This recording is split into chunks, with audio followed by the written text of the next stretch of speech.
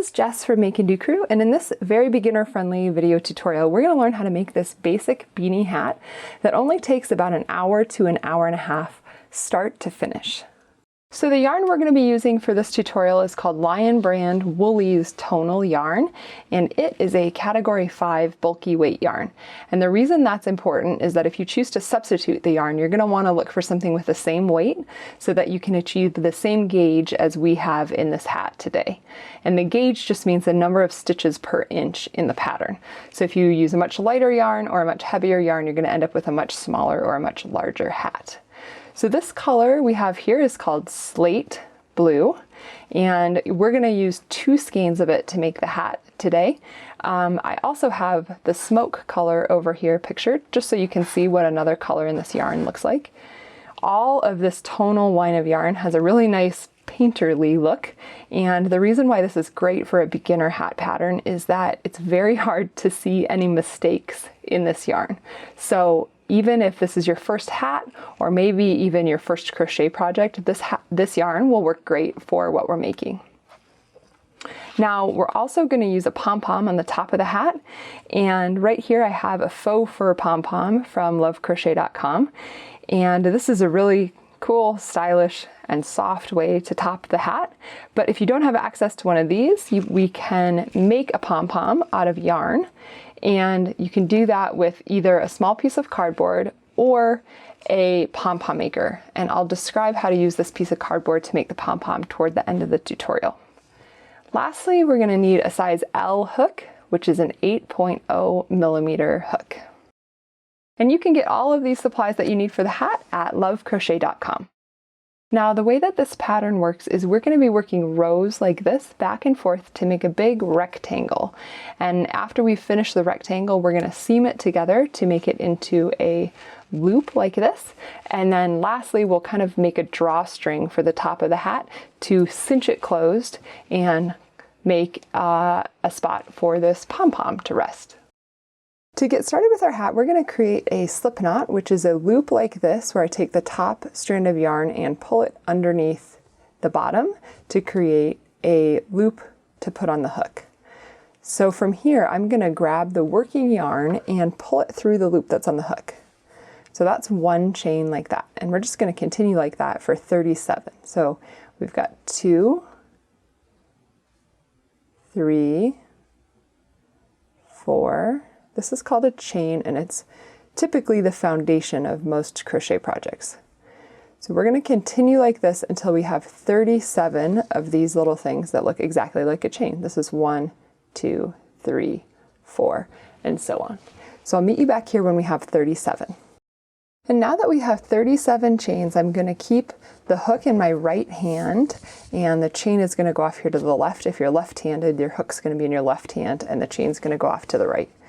But what we're going to do is work double crochets in each of these chains, and a double crochet is what the whole hat is based on. I'll show you in a few minutes how we're going to modify it to create that nice ribbed texture in the beanie. But to begin, we're going to skip the first 3 chains. So that's 1, 2, and 3. And then I'm going to yarn over by wrapping my yarn around the hook like this and putting my hook into the 4th chain. So when I come underneath like that, I'm going to grab the working yarn and pull it up. So now I have 3 loops on my hook. 1, 2, 3. And I'm going to grab the working yarn again and pull it through the first 2 loops. So now I have 2 loops on the hook, and I'm going to grab the working yarn one more time and pull it through both.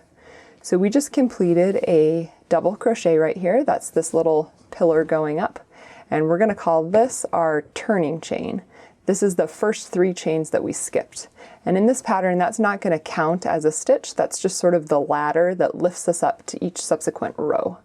So we've got 1 double crochet here. We're going to yarn over again like this and insert our hook in the next chain. So we've got the first chain has a double crochet. Now the second chain we're going into and pulling another loop up. So now we have 3 loops on the hook.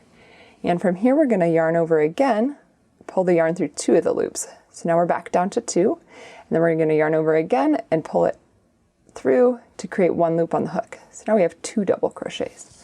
We're going to continue like this until the very end of this row and when we have 0 chains left. So let's watch a couple more. Here's a yarn over. I'm going to insert my hook into that chain, grab the yarn and pull it up. Now I have 3 loops. I'm going to grab the yarn again and pull it through those first 2. So now I have 2 loops, and I'm going to grab the yarn again and pull it through those 2 to leave me with 1 loop on my hook. So we've got yarn over, insert the hook into the chain, grab the yarn and pull it through. So now we have 3. Grab the yarn again and pull it through. Now we're down to 2, and grab the yarn again and pull it through, and we're down to 1. So when we do this, this is sort of like our first, this is kind of the first half of it, where we do that first loop through, and then this is kind of the second half of it that makes it a double crochet when we do that. So let's finish up this row with a double crochet in each chain.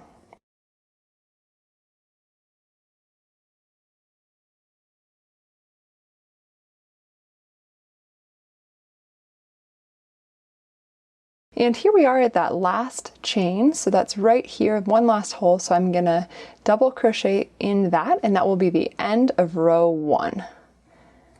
So when I finish a row like this, I'm going to chain 3 and turn the work around. Often the chain 3 is kind of counted as the beginning of the next row, but you can kind of do it when you're back here finishing up row 1.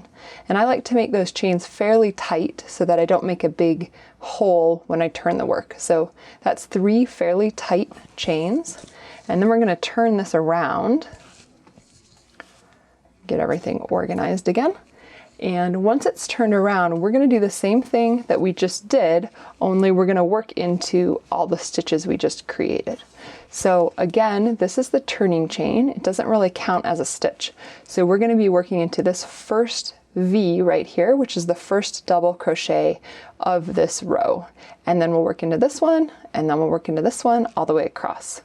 So for this pattern, we're going to be working double crochets into the back loop only, and that's what's going to create the ribbed texture in the hat. So the back loop is this part of the V that's furthest away from me, right there. So we're only working under that when we work these double crochets. So I'm going to yarn over, go under that back loop, grab my working yarn and pull it up, just like we did in our other double crochets. Now I have 3 loops on my hook, and I'm going to yarn over and pull it through 2 of them, and yarn over again and pull it through 2 of them. So now we've created our first double crochet. It's just going only through that back loop of the previous row. So I'm going to yarn over again, insert my hook in the middle of that V, grab the working yarn and pull it up, and then I will yarn over again and pull it through. Now I have 2 loops, yarn over again and pull it through. So we're going to continue like this, working double crochets through the back loop only, all the way to the end of the row. And this pattern is very simple because we're going to work just rows this same way over and over again until we have the size rectangle we need to create the hat. So the way that I've worked this pattern out is we're going to make somewhere between 18 and 22 rows like this. So this is 1 row right here. This is the second row, and then we're going to build on top of that. And the number of rows is going to correspond with the circumference of someone's head.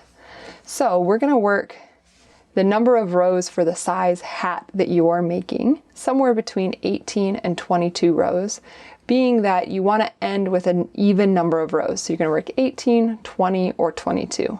And this pattern would be really easy to modify if you wanted to make it, say, for a child. You would just chain fewer stitches to make it a little less tall, and then you would work fewer rows to make it a little less wide overall in the circumference of someone's head. So in this case, we are going to make the largest size, which is 22 rows. That should fit like a large man's head, or a man with a large head, his head.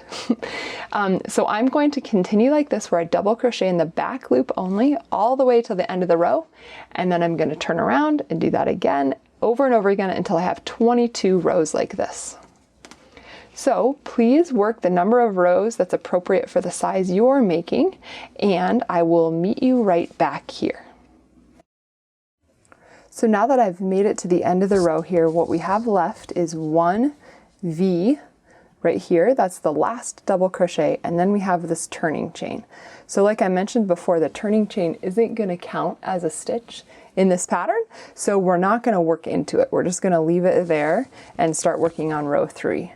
So I'm going to work a double crochet into the last V, and then just like we did before, I'm going to chain 3 kind of tightly, and then I'll turn my work so I can work back another row on top of this one.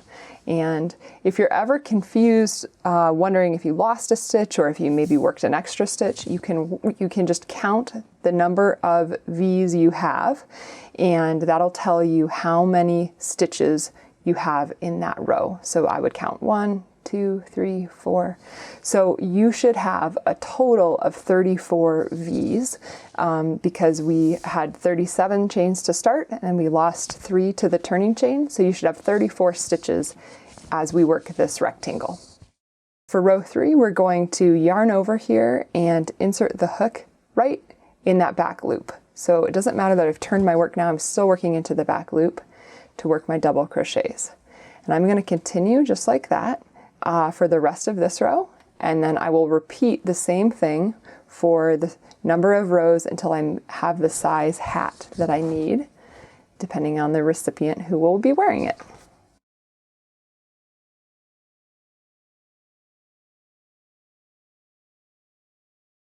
And now that we've completed the 22 rows in double crochet through the back loop only, we're ready to fasten off our working yarn and seam the hat into a loop. So I've cut the tail of my working yarn here, leaving about 2 feet of a tail, because that's what we're going to use for the seam. And I'm just going to use my hook to pull that tail through the loops that are already in progress, and that's how we fasten off in crochet. It's really nice and simple. And I have this long tail now, which I'm going to use to thread my tapestry needle, and that, like I said, is going to be what we use to seam up the side of the hat.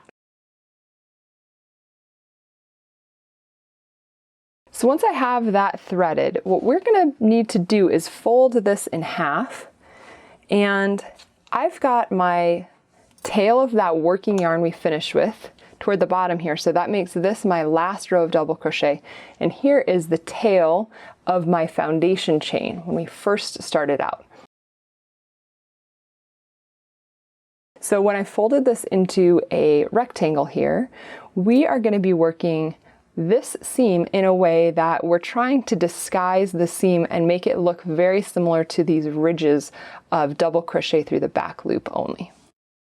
So now I've rotated this around and I have my working tail yarn on the same side as my dominant hand. So that's my right hand for me.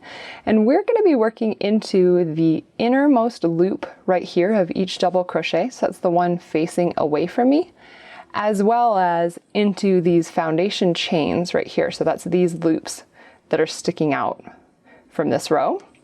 And to begin our seam, you could definitely safety pin this together or use stitch markers to hold it together, but we're going to want to work 1 stitch over here for 1 stitch over here so that the seam lines up perfectly and doesn't get bunchy. And I'm just going to hold it together as I work, but if you feel more comfortable pinning it, go ahead and do that now. So right here, this is our turning chain of that very first row. So I'm going to not work into that because that's sort of extra as far as lining up the stitches as we go. So I'm going to instead work into this very first chain right here, and I'm working from the top down, and then I'm going to work underneath the second chain and poke my needle back up like that. And I'm going to use that needle then to go underneath the innermost loop of that second chain. So this looks a little bit complicated, but I think it'll totally make sense once you see it for a second. We're basically just going in and out to join each stitch one for one along this row. So from here, I'm going to go from the top down and go into the next stitch right here in the chain, and then pop my needle out again and use it to go underneath the innermost loop of the next double crochet. And I'll gently pull that through. We want it pretty snug, but not tight enough that it's getting at all scrunched up. And sort of an easy way to remember this rhythm here is that we're going to start from the top to the top on the side farthest away from you, and then go from the bottom to the bottom in the next stitches. So let's try that a few times here. We're going from the top into the next stitch, then from the top into the next stitch that's over here, and then under and under to pick up all. We have 4 loops now on our needle, and I'm gently pulling my yarn through there. And as you can see, that's smoothing out the seam, and it's really pretty hard to tell even where the seam lies amidst these other rows of double crochet. So we're going to work from the top, and then from the top over here, and then from the bottom, and from the bottom here. And each time we do that set of 4, we are seaming up 2 double crochets. So a set here and a set here. So I'm going from the top, and then from the bottom, And we're just going to continue like this to the end of the row here, and then we're going to be able to seam up the top of the hat. So we've got one last turning chain here and one last stitch, so I'm just going to do the same thing I did from the top, to make sure that last part is seamed together. And from here, I actually have enough yarn left right here that I could just keep seaming the top with this. Or if you don't have enough yarn left on this strand, you can always transfer your tapestry needle over to the second tail that you have from the beginning of the work. So now I've just gone ahead and turned the hat so that what is going to be the top of it is facing me.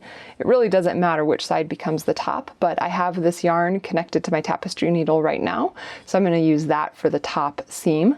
And if you are doing the same thing, using the same tail that you used to seam the side to cinch up the top, you're just going to want to tie a couple quick knots so that we're going to pull this pretty tight, and we don't want to cinch up this side seam and screw it up as we work on the top. So if you are working with the same tail, you can just insert your needle to make a loop like this, and then thread your needle through it. And that's kind of a sewing knot. And we can just make a couple of those, and that'll release that tension from the first seam. So once you have your strand secured there, what we're going to do to cinch up the top is we're just going to insert our hook from the top down to the bottom, kind of like a whip stitch, through each of the ends of every row. So I'm inserting it right under there, and I'm going to work looping around like this.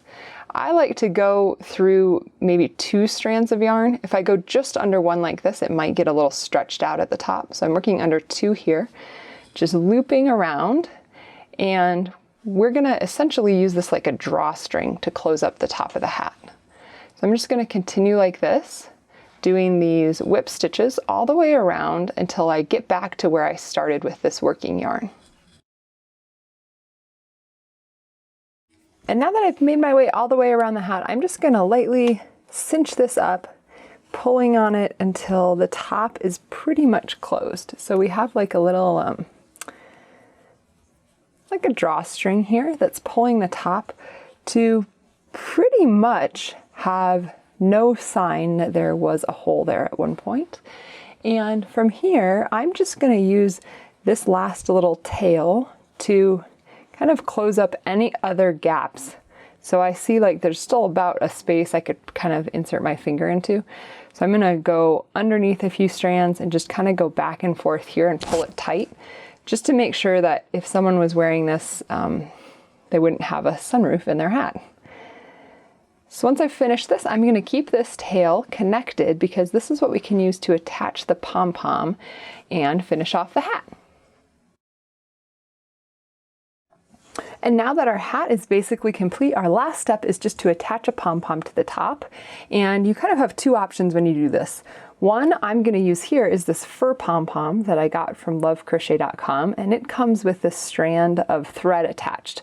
So I'm going to use this to connect it to the top of my hat. But if you're going to use a different fur pom-pom, or you want to make a yarn pom-pom, you can just use this strand of yarn that's left over from when we cinched the top, and that can be what sews the pom-pom to the top of the hat.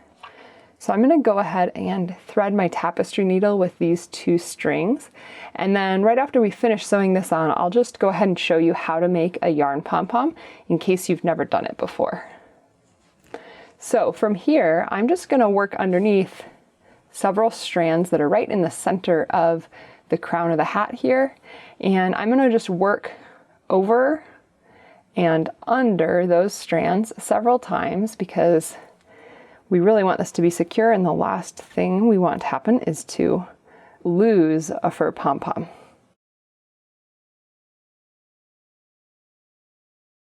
So once I've got that attached here, I'm just going to tie some knots like we did before, where we go underneath the strands to create a loop. A little bit hard to see with all that fur, but I've got a loop here. And then I'm going to thread the needle through the loop, and that ties a knot. So we've got a sort of a sewing knot like that. And you can make a couple of those and cinch it down, and that's what will secure this knot and keep your fur pom-pom on your hat. And now if you'd like to make a yarn pom-pom, I'm going to show you how to do that. It's pretty simple. You can either use a pom-pom maker, or if you don't have one of those, you can use just a small piece of cardboard. So this piece is about 3 inches tall here, and I'm going to cut a strand of yarn. This is going to be what holds our pom-pom together. So from here, I'm just going to wrap this yarn around the cardboard a lot of times. This needs to go around until it's quite thick on here to make a nice bushy pom-pom. So once I've gotten this cardboard wrapped up really well, I took the piece of cardboard out, and now I'm going to use these ties that I had from the very beginning, that strand of yarn going across the top, and I'm going to tie all of this yarn together really, really tightly. So I'm doing a double knot here, and I even like to just kind of see if I can, it might be easier once we cut this to tie it off again. So what we're going to do now is cut through all of the strands of yarn that are folded in half right here.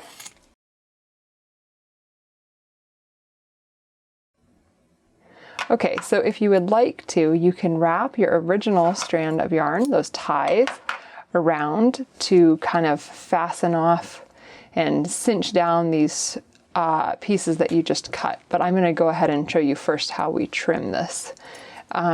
So what you would normally like to do if you didn't already have that strand of yarn attached to the top of the hat that you're going to use to tie it on, you would want to leave those 2 strands of yarn pretty long so that you could still tie it onto the hat nicely. But because we already have that other strand of yarn, we're just going to go ahead and trim this to make it kind of an even round shape. After my pom-pom's haircut, here we have a nice fluffy ball of yarn to attach to the hat.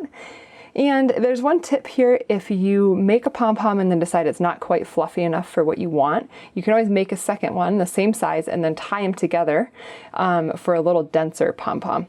After seeing how much yarn I trimmed off of this to get it to a size that I liked for the top of the hat, and it's still really pretty big, I would actually suggest using a smaller piece of cardboard just to waste less yarn. So maybe like a 2.5 inch piece, or if you're using a pom-pom maker, I would suggest like a 4.5 inch or a 5 inch setting on your pom-pom maker. And I think that will make a nice, stylish, sizable pom-pom for the top of the hat.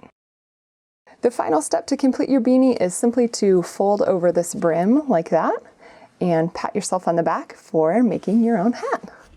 I really hope you enjoyed this video tutorial. Thanks for watching, and happy crocheting!